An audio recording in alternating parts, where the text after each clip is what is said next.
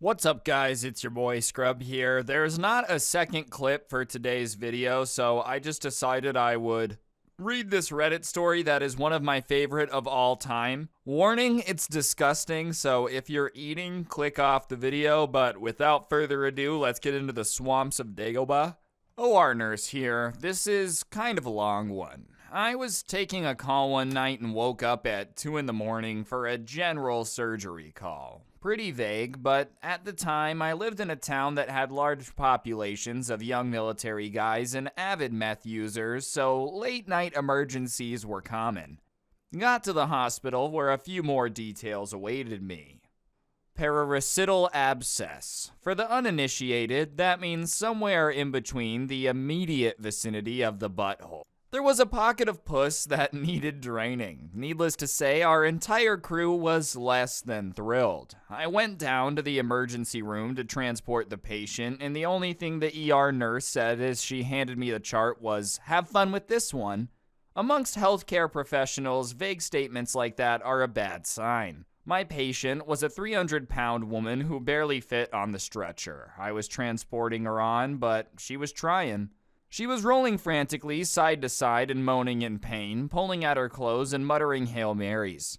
I could barely get her name out of her after a few minutes of questioning, so after I confirmed her identity and what we were working on, I figured it was best to just get her to the anesthesiologist so we could knock her out and get started. She continued her theatrics the entire 10-minute ride to the operating room, nearly falling off the table as we were trying to put her under anesthesia. We see patients like this a lot though. Chronic drug abusers who don't handle pain well, who have used so many drugs that even increased levels of pain medication don't touch simply because of high tolerance levels. It should be noted, tonight's surgical team was not exactly wet behind the ears. I'd been working in healthcare for several years, mostly psych and medical settings.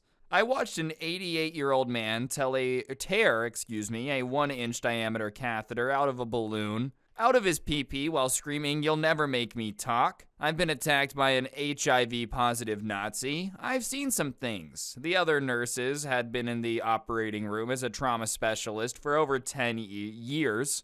The anesthesiologist had done residency at a level 1 trauma center, or as we call them, knife and gun clubs. The surgeon was an ex-army and averaged about 8 words and 2 facial expressions a week, and none of us expected what would happen next.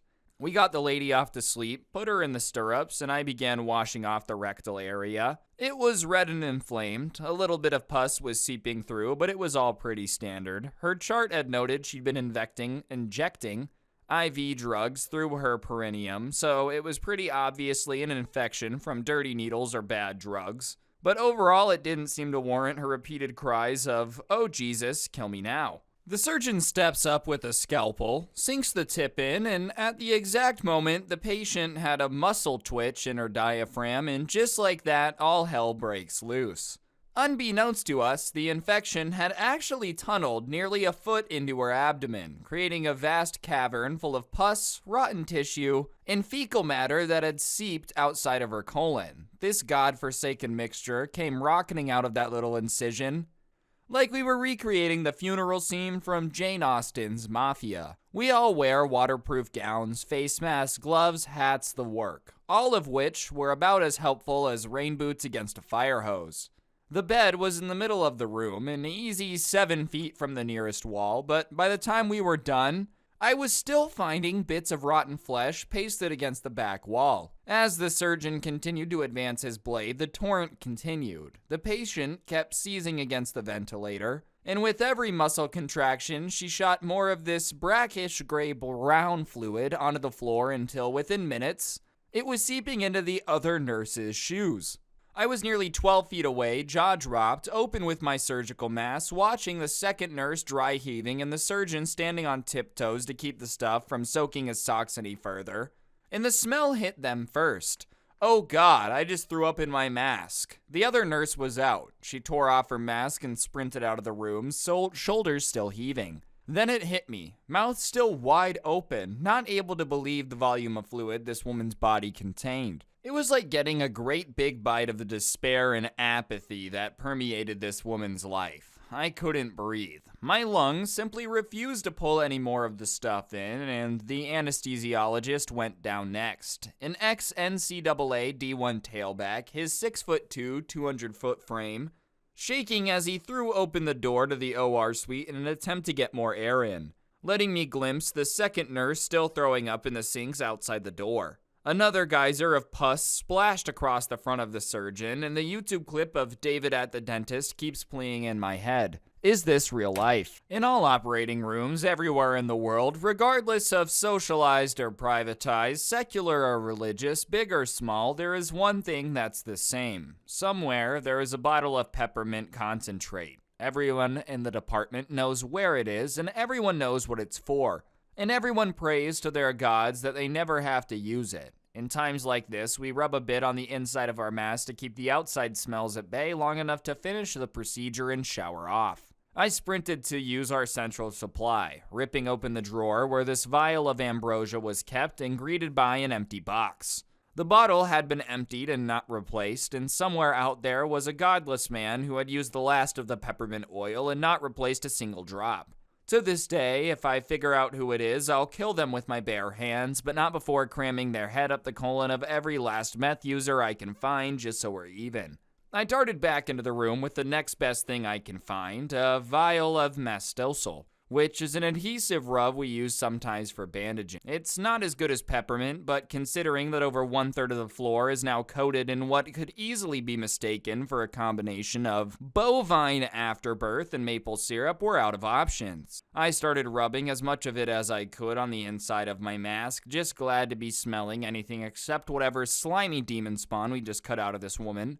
The anesthesiologist grabbed the vial next, dousing the front of his mask in it so he could stand next to the machines long enough to make sure that this woman didn't die on the table. It wasn't until later we realized it can give you a mild high from huffing it like this, but in retrospect, that's probably what got us through it. By this time, the smell had permeated out of our OR suite and down the 40-foot hallway to the front desk where the other nurse still sat, eyes bloodshot and watery, clenching her stomach desperately, and our suite looked like the underground river of ooze from Ghostbusters 2, except dirty. Oh, so dirty. I stepped back into the OR suite, not wanting to leave the surgeon by himself in case he needed help. It was like one of those overly artistic representations of a zombie apocalypse you see on fan forums. Here's the one guy, in blue surgical garb, standing nearly ankle deep in lumps of dead tissue, fecal matter, and several liters of syrupy infection.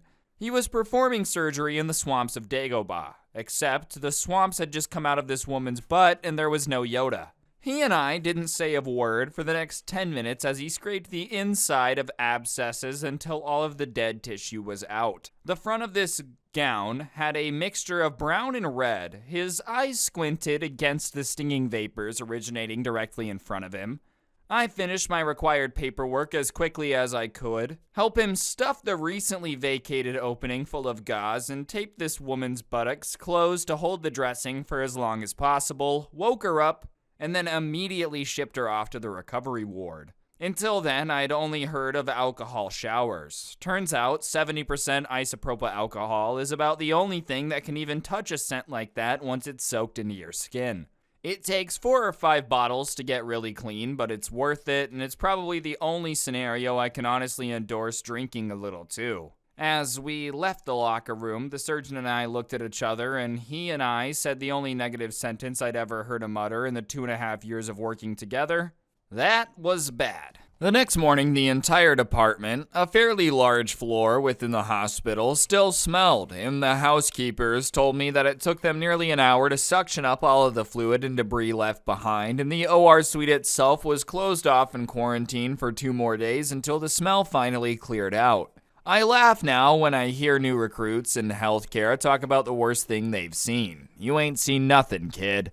Yeah, as I said, it's a little bit gross, but if you enjoyed, press the like button or you're going to endure what this lady endured, and I'll see you next time. Bye.